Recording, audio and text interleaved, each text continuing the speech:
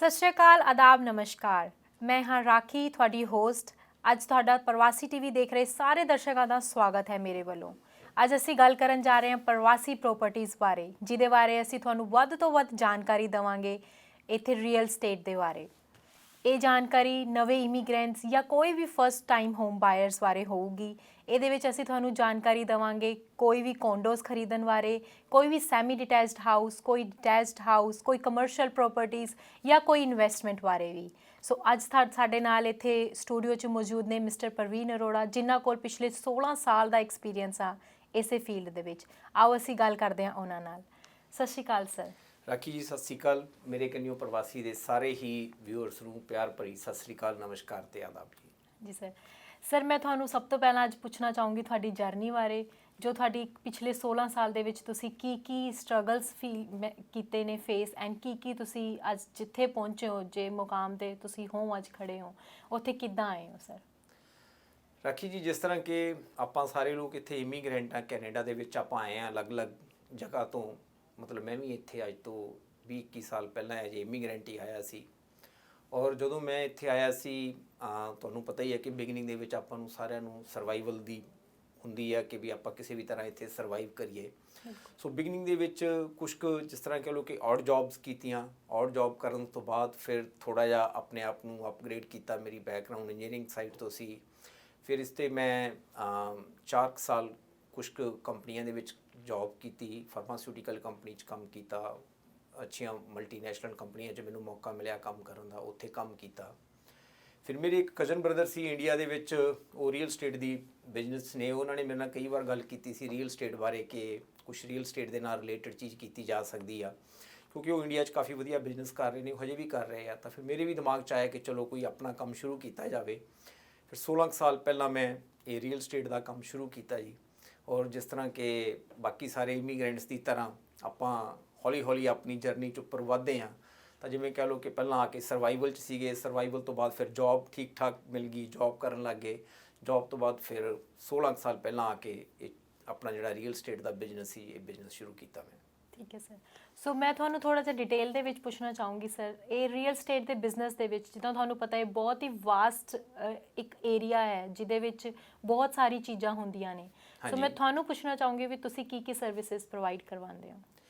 ਜਦੋਂ ਮੈਂ ਕੰਮ ਸ਼ੁਰੂ ਕੀਤਾ ਸੀ ਰਾਖੀ ਜੀ, ਜਿਸ ਤਰ੍ਹਾਂ ਕਿ ਉਦੋਂ ਐਜ ਏ ਏਜੰਟ ਮੈਂ ਕੰਮ ਸ਼ੁਰੂ ਕੀਤਾ ਸੀ, ਉਦੋਂ ਰੀਅਲ ਸਟੇਟ ਦੇ ਵਿੱਚ ਵੀ ਇਹੀ ਸੀ ਕਿ ਸਭ ਤੋਂ ਪਹਿਲਾਂ ਕੋਈ ਨਾ ਕੋਈ ਚੀਜ਼ ਕੀਤੀ ਜਾਵੇ, ਕੋਈ ਵੀ ਜਿਹੜੀ ਟ੍ਰਾਂਜੈਕਸ਼ਨ ਆ, ਕੁਛ ਮੌਕਾ ਮਿਲੇ ਕੰਮ ਕਰਨ ਦਾ। ਔਰ ਜਦੋਂ ਤੁਸੀਂ ਕੰਮ ਸ਼ੁਰੂ ਕਰਦੇ ਹੋ ਤਾਂ ਤੁਹਾਨੂੰ ਇਹ ਹੁੰਦਾ ਕਿ ਤੁਹਾਨੂੰ ਜੇ ਕੋਈ ਬਾਇਰ ਨਾਲ ਕੰਮ ਕਰਨ ਦੀ ਆਪਸ਼ਨ ਮਿਲਦੀ ਹੈ ਤਾਂ ਬਾਇਰ ਨਾਲ ਕੰਮ ਕੀਤਾ ਜਾਵੇ, ਜੇ ਸੈਲਰ ਨਾਲ ਕੰਮ ਕਰਨ ਦੀ ਆਪਸ਼ਨ ਮਿਲਦੀ ਹੈ ਤਾਂ ਉਹ ਕੀਤਾ ਜਾਵੇ। ਜੇ ਕੋਈ ਇਨਵੈਸਟਮੈਂਟ ਦੀ ਅਪਰਚੁਨਿਟੀ ਮਿਲਦੀ ਹੈ, ਜਿਸ ਤਰ੍ਹਾਂ ਦੀ ਵੀ ਤੁਹਾਨੂੰ ਅਪਰਚੁਨਿਟੀ ਮਿਲਦੀ ਹੈ, ਤੁਸੀਂ ਉਸ ਤਰ੍ਹਾਂ ਦੀਆਂ ਚੀਜ਼ਾਂ ਕਰਨ ਦੀ ਕੋਸ਼ਿਸ਼ ਕਰਦੇ ਹੋ। ਉਸੇ ਹੀ ਤਰ੍ਹਾਂ ਮੈਂ ਵੀ ਮਤਲਬ ਬਿਗਨਿੰਗ ਦੇ ਵਿੱਚ ਰੀਅਲ ਸਟੇਟ ਦੇ ਵਿੱਚ ਵੀ ਕਾਫੀ ਮਿਹਨਤ ਕਰਨੀ ਪਈ। ਮਤਲਬ ਡੋਰ ਟੂ ਡੋਰ ਲੋਕਾਂ ਦੇ ਘਰੇ ਜਾਈਦਾ ਸੀਗਾ, ਡੋਰ ਨੌਕਿੰਗ ਕਰੀਦੀ ਸੀ। ਮਤਲਬ ਫਲਾਇਰ ਲੈ ਕੇ ਇਕੱਲੇ ਘਰੇ ਜਾਣਾ, ਪੁੱਛਣਾ ਕਿਸੇ ਨੂੰ ਵੀ ਸਾਨੂੰ ਮੌਕਾ ਦਿਓ। ਬਿਗਨਿੰਗ ਦੇ ਵਿੱਚ ਤੁਹਾਨੂੰ ਮੌਕਾ ਮਿਲਣਾ ਵੀ ਥੋੜ੍ਹਾ ਜਿਹਾ ਮੁਸ਼ਕਲ ਹੁੰਦਾ। ਤਾਂ ਮੈਨੂੰ ਸਭ ਤੋਂ ਪਹਿਲਾਂ ਮਤਲਬ ਮੇਰੇ ਇੱਕ ਦੋਸਤ ਸੀਗੇ, ਉਹਨਾਂ ਨੇ ਮੌਕਾ ਦਿੱਤਾ ਆਪਣਾ ਘਰ ਬਾਏ ਕਰਨ ਵਾਸਤੇ। ਔਰ ਜਦੋਂ ਉਹਨਾਂ ਨੇ ਮੈਨੂੰ ਮੌਕਾ ਦਿੱਤਾ ਕਿ ਵੀ ਤੁਸੀਂ ਮੇਰੀ ਹੈਲਪ ਕਰੋ, ਮੈਂ ਆਪਣਾ ਘਰ ਬਾਏ ਕਰਨਾ ਚਾਹੁੰਦਾ, ਤਾਂ ਮੈਨੂੰ ਬੜੀ ਖੁਸ਼ੀ ਹੋਈ ਕਿ ਚਲੋ ਕਿਸੇ ਆਪਣੇ ਨੋਨ ਬੰਦੇ ਨੇ ਮੈਨੂੰ ਮੌਕਾ ਦਿੱਤਾ। ਉਹ ਵੀ ਮਤਲਬ ਸੇਮ ਪਲੇਸ ਤੋਂ ਸੀਗੇ ਜਿੱਥੋਂ ਮੈਂ ਇੰਡੀਆ ਤੋਂ ਸੀਗਾ। ਅਤੇ ਜਦੋਂ ਮੈਂ ਉਹਨਾਂ ਦੇ ਲਈ ਘਰ ਬਾਏ ਕਰਨ ਦਾ ਪ੍ਰੋਸੈਸ ਦੇ ਵਿੱਚੋਂ ਗੋ ਥਰੂ ਹੋ ਰਿਹਾ ਸੀ ਉਹਨਾਂ ਦੇ ਨਾਲ, ਜਿਸ ਤਰ੍ਹਾਂ ਕਿ ਉਹ ਘਰ ਬਾਏ ਕਰ ਰਹੇ ਸੀ, ਮੈਂ ਖੁਦ ਵੀ ਬਹੁਤ ਚੀਜ਼ਾਂ ਲਰਨ ਕਰ ਰਿਹਾ ਸੀ, ਕਿਉਂਕਿ ਮੈਂ ਪਹਿਲੀ ਟ੍ਰਾਂਜੈਕਸ਼ਨ ਕਰ ਰਿਹਾ ਸੀ, ਮੈਨੂੰ ਕੋਈ ਵੀ ਆਈਡੀਆ ਨਹੀਂ। ਜਿੱਦਾਂ ਕਿ ਆਪਾਂ ਜਦੋਂ ਕੋਰਸ ਕਰਦੇ ਹਾਂ ਰੀਅਲ ਸਟੇਟ ਦਾ, ਆਪਾਂ ਐਗਜ਼ਾਮ ਪਾਸ ਕਰਦੇ ਹਾਂ ਬਿਜ਼ਨਸ ਸ਼ੁਰੂ ਕਰਨ ਵਾਸਤੇ। ਐਗਜ਼ਾਮ ਪਾਸ ਕਰਨਾ ਇੱਕ ਅਲੱਗ ਚੀਜ਼ ਆ, ਬਿਜ਼ਨਸ ਕਰਨਾ ਇੱਕ ਟੋਟਲੀ ਅਲੱਗ ਚੀਜ਼ ਆ। ਔਰ ਮੈਨੂੰ ਇਸ ਚੀਜ਼ ਬਾਰੇ ਨਹੀਂ ਸੀ ਪਤਾ ਗਾ ਕਿ ਬਿਜ਼ਨਸ ਆ ਜਿਹੜਾ ਉਹ ਇੰਨਾ ਡਿਫਰੈਂਟ ਹੋਏਗਾ ਇਹ ਕੋਰਸ ਪਾਸ ਕਰਨ ਤੋਂ ਬਾਅਦ। ਤਾਂ ਉਹ ਇੱਕ ਬੜਾ ਜਿਵੇਂ ਕਹਿ ਲਓ ਕਿ ਲਰਨਿੰਗ ਐਕਸਪੀਰੀਅੰਸ ਸੀ, ਜਿਹੜੀ ਕਿ ਸਭ ਤੋਂ ਪਹਿਲੀ ਟ੍ਰਾਂਜੈਕਸ਼ਨ ਸੀ। ਮੈਨੂੰ ਯਾਦ ਆ ਕਿ ਮੈਂ ਉਦੋਂ ਇੱਕ ਹੋਰ ਏਜੰਟ ਸੀਗੇ, ਆਪਣੇ ਇੰਡੀਅਨ ਹੀ ਏਜੰਟ ਸੀਗੇ, ਉਹਨਾਂ ਨੇ ਘਰ ਸੇਲ 'ਤੇ ਲਾਇਆ ਹੋਇਆ ਸੀ ਅਤੇ ਮੈਂ ਇੱਧਰੋਂ ਬਾਇਰ ਦੀ ਸਾਈਡ ਤੋਂ ਕੰਮ ਕਰ ਰਿਹਾ ਸੀਗਾ।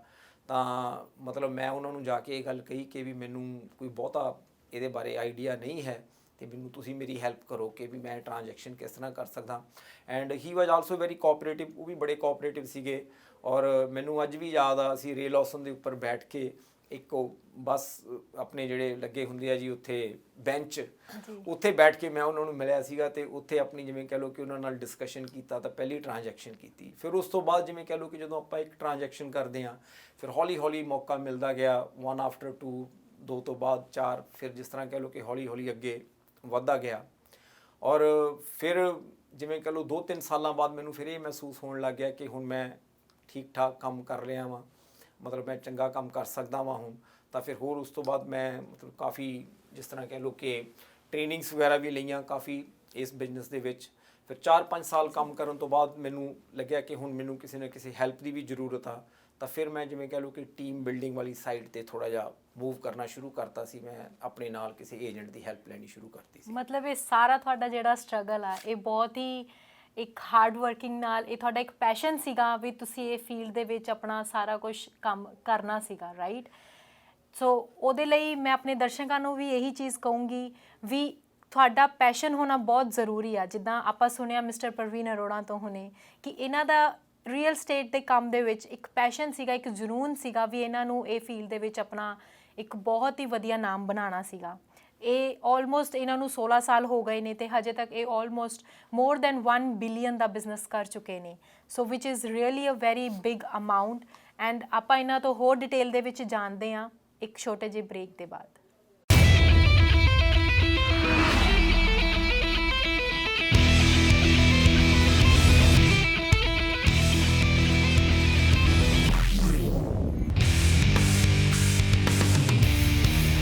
ਸਾਰੇ ਪ੍ਰਵਾਸੀ ਟੀਵੀ ਦੇਖ ਰਹੇ ਦਰਸ਼ਕਾਂ ਦਾ ਬ੍ਰੇਕ ਦੇ ਬਾਅਦ ਫਿਰ ਇੱਕ ਵਾਰ ਸਵਾਗਤ ਹੈ। ਮੈਂ ਹਾਂ ਰਾਖੀ ਤੁਹਾਡੀ ਹੋਸਟ ਤੇ ਅਸੀਂ ਜਿੱਦਾਂ ਆਲਰੇਡੀ ਗੱਲ ਕਰ ਰਹੇ ਸੀਗੇ ਪ੍ਰਵੀਨ ਅਰੋੜਾ ਜੀ ਦੇ ਨਾਲ, ਅਸੀਂ ਦੁਬਾਰਾ ਉਹਨਾਂ ਕੋਲ ਚੱਲਦੇ ਹਾਂ, ਉਹਨਾਂ ਤੋਂ ਜਾਣਦੇ ਹਾਂ ਥੋੜੀ ਜਿਹੀ ਜਾਣਕਾਰੀ ਵੀ ਉਹ ਕਿਹੜੀ ਕੰਪਨੀ ਨਾਲ ਕੰਮ ਕਰਦੇ ਨੇ, ਕਿੰਨੇ ਏਜੰਟਸ ਉਹਨਾਂ ਦੇ ਅੰਡਰ ਕੰਮ ਕਰਦੇ ਨੇ, ਇਹਨੂੰ ਕਿਹੜੇ ਏਰੀਆ ਕਵਰ ਕਰਦੇ ਨੇ।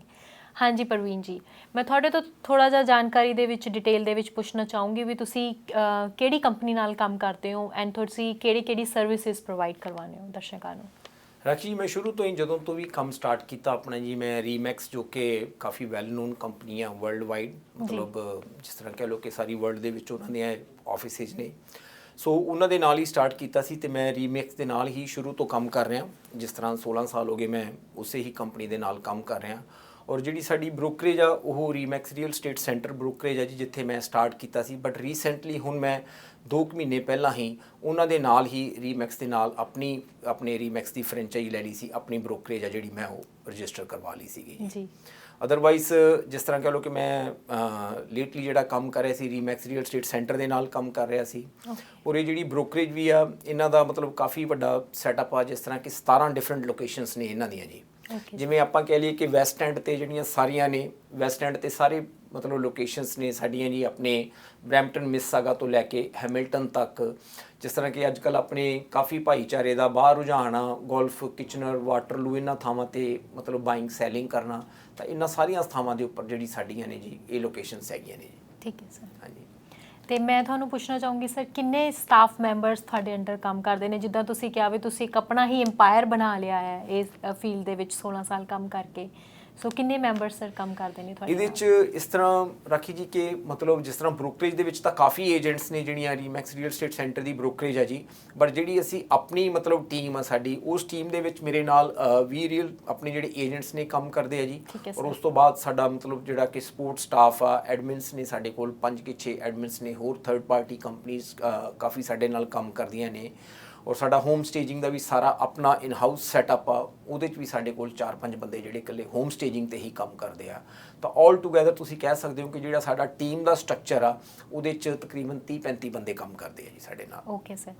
ਸਰ ਨਾਲ ਤੁਸੀਂ ਕਿਹੜੀਆਂ ਸਰਵਿਸਿਜ਼ ਪ੍ਰੋਵਾਈਡ ਕਰਵਾਉਂਦੇ ਹੋ? ਲਾਈਕ ਤੁਸੀਂ ਕੌਂਡੋਜ਼ ਦੇ ਨਾਲ ਕੌਂਡੋਜ਼ ਹੋ ਗਏ, ਸੈਮੀ ਡਿਟੈਚਡ ਹਾਊਸ ਹੋ ਗਏ, ਡਿਟੈਚਡ ਹਾਊਸ ਹੋ ਗਏ, ਕਮਰਸ਼ੀਅਲ ਪ੍ਰੋਪਰਟੀਜ਼ ਹੋ ਗਈ, ਜਾਂ ਇਨਵੈਸਟਰਸ ਹੋ ਗਏ ਜਿਹੜੇ ਇਨਵੈਸਟਮੈਂਟ ਕਰਨ ਲਈ, ਭਾਵੇਂ ਨਵੇਂ ਘਰ ਹੋਣ ਜਾਂ ਪੁਰਾਣੇ। ਤੁਸੀਂ ਕਿੰਨਾ ਕੁ ਵਾਸ ਏਰੀਆ ਦੇ ਵਿੱਚ ਆਪਣੀਆਂ ਸਰਵਿਸਿਜ਼ ਪ੍ਰੋਵਾਈਡ ਕਰਵਾਉਂਦੇ ਹੋ ਸਰ? ਉਹਦੇ 'ਚ ਮੈਂ ਤੁਹਾਨੂੰ ਥੋੜ੍ਹਾ ਜਿਹਾ ਦੱਸਣਾ ਚਾਹਾਂਗਾ ਰਾਖੀ ਜੀ ਕਿ ਇਹ ਹੈ ਕਿ ਰੀਅਲ ਸਟੇਟ ਦੇ ਵਿੱਚ ਜਿਸ ਤਰ੍ਹਾਂ ਕਹਿ ਲਓ ਕਿ ਅਲੱਗ-ਅਲੱਗ ਤਰ੍ਹਾਂ ਦੀਆਂ ਸੈਗਮੈਂਟਸ ਨੇ। ਬਿਲਕੁਲ। ਇੱਕ ਤਾਂ ਜਿਹੜੀ ਕਿ ਰੀਸੇਲ ਸੈਗਮੈਂਟ ਆ, ਜਿਹੜੇ ਕਿ ਆਪਣੇ ਸਾਰੇ ਮਤਲਬ ਲੋਕ ਇਸ ਚੀਜ਼ ਬਾਰੇ ਫੈਮੀਲੀਅਰ ਨੇ। ਰੀਸੇਲ ਦੇ ਵਿੱਚ ਕੀ ਹੁੰਦਾ ਕਿ ਆਪਾਂ ਕੋਈ ਵੀ ਘਰ ਬਾਏ ਜਾਂ ਸੈਲ ਕਰਦੇ ਆ ਜਿਹੜਾ ਕਿ ਆਲਰੇਡੀ ਕੋਈ ਬੰਦਾ ਹੋਰ ਆਕੂਪਾਈ ਕੀਤਾ ਹੋਇਆ, ਕਿਸੇ ਨੇ ਕੋਈ ਹੋਰ ਬੰਦਾ ਓਨ ਕਰਦਾ। ਜੀ। ਫਿਰ ਇਹਨੂੰ ਤਾਂ ਆਪਾਂ ਰੀਸੇਲ ਮਾਰਕੀਟ ਕਹਿ ਦਿੰਦੇ ਆ। ਜਿਸ ਤਰ੍ਹਾਂ ਕਿ ਤੁਸੀਂ ਕੋਈ ਘਰ ਓਨ ਕਰਦੇ ਹੋ, ਤੁਸੀਂ ਸੈਲ ਕਰਦੇ ਹੋ, ਕੋਈ ਹੋਰ ਆਦਮੀ ਬਾਏ ਕਰ ਰਿਹਾ, ਤਾਂ ਇਹ ਰੀਸੇਲ ਦੀ ਟ੍ਰਾਂਜੈਕਸ਼ਨ ਹੈ ਜੀ।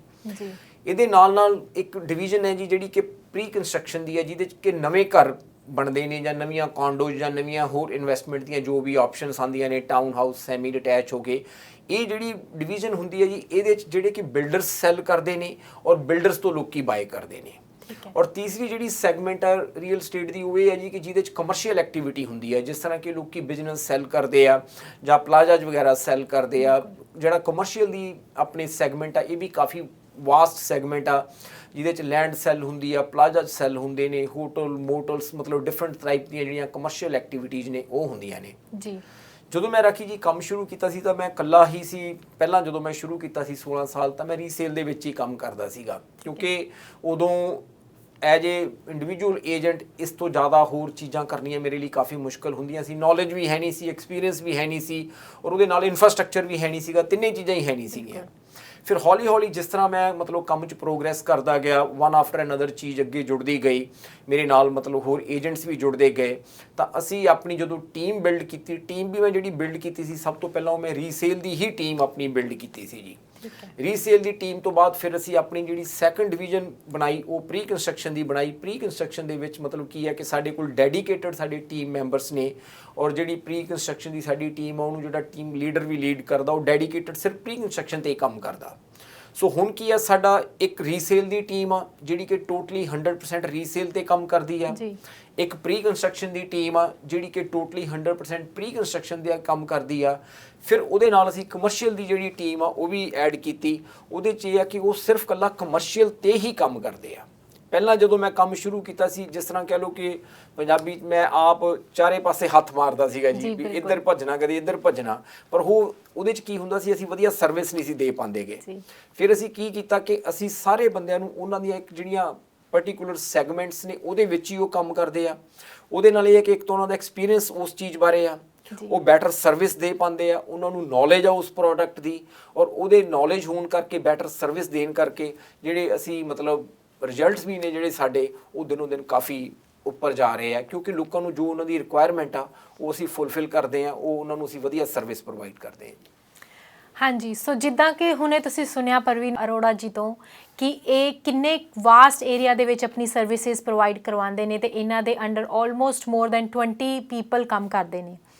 ਤੇ ਮੈਂ ਸਾਰੇ ਦਰਸ਼ਕਾਂ ਨੂੰ ਇਹ ਜ਼ਰੂਰ ਬੇਨਤੀ ਕਰੂੰਗੀ ਵੀ ਤੁਸੀਂ ਆਓ, ਦੇਰ ਨਾ ਕਰੋ। ਇਹਨਾਂ ਕੋਲ ਹਰ ਇੱਕ ਫੀਲਡ ਦੇ ਵਿੱਚ, ਚਾਹੇ ਉਹ ਕੌਂਡੋਜ਼ ਹੋਣ, ਚਾਹੇ ਉਹ ਸੈਮੀ ਡਿਟੈਚਡ ਹਾਊਸ ਹੋਣ, ਚਾਹੇ ਉਹ ਡਿਟੈਚਡ ਹਾਊਸ ਹੋਣ, ਚਾਹੇ ਉਹ ਕਮਰਸ਼ੀਅਲ ਪ੍ਰੋਪਰਟੀਜ਼ ਹੋਣ, ਚਾਹੇ ਕੋਈ ਫਸਟ ਟਾਈਮ ਹੋਮ ਬਾਇਰਸ ਨੇ ਜਾਂ ਕੋਈ ਇਨਵੈਸਟਮੈਂਟ ਕਰਨਾ ਚਾਹੁੰਦੇ ਨੇ, ਹਰ ਇੱਕ ਜਣੇ ਵਾਸਤੇ ਇਹਨਾਂ ਕੋਲ ਵਧੀਆ ਤੋਂ ਵਧੀਆ ਪ੍ਰੋਪਰਟੀਜ਼ ਅਵੇਲੇਬਲ ਨੇ, ਤੇ ਬਹੁਤ ਹੀ ਸਹੀ ਦਾਮ ਦੇ ਵਿੱਚ, ਬਹੁਤ ਹੀ ਸਹੀ ਪ੍ਰਾਈਸ ਦੇ ਵਿੱਚ ਉਹ ਸਾਰੀਆਂ ਚੀਜ਼ਾਂ ਪ੍ਰੋਵਾਈਡ ਕਰਵਾਉਂਦੇ ਨੇ।